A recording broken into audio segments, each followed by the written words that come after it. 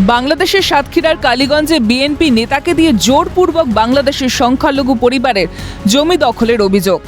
ভারতে চলে যাওয়ার হুমকি দেওয়ার অভিযোগ।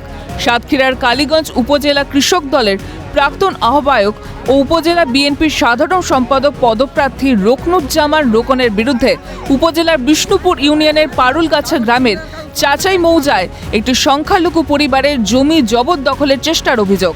ফসল নষ্ট, বসতবাড়ি ভাঙচুর, নারী শিশুসহ কয়েকজনকে মারধর এবং জমি জমা ছেড়ে ভারতে চলে যাওয়ার হুমকি দেওয়ার অভিযোগ উঠেছে। এ বিষয়ে জমি দখলকারী 14 জনের বিরুদ্ধে কালীগঞ্জ থানায় লিখিত অভিযোগ দায়ের করেছে ওই সংখ্যালঘু পরিবার। অন্যায়ভাবে ওই সংখ্যালঘু পরিবারকে ভিটে মাটি ছাড়া করা হচ্ছে। জমি ফিরে পাওয়ার চেষ্টা করলে প্রাণনাশের হুমকি দেওয়া হয়েছে।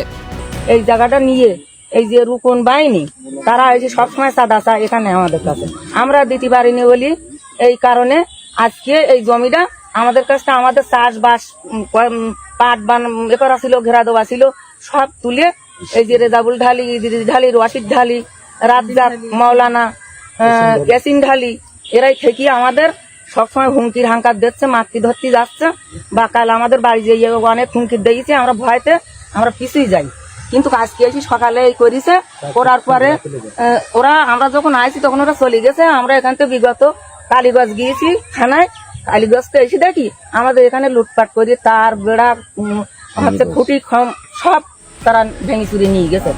নিজের ভিটে মাটি ছেড়ে আসার কষ্ট কি তা জানে সাধারণ মানুষ, তাই অন্যায়ের সঙ্গে আপোষ করতে রাজি নন বাংলাদেশের সংখ্যালঘু পরিবার। সত্যজিৎ মুখোপাধ্যায়ের রিপোর্ট, ক্যালকাটা নিউজ।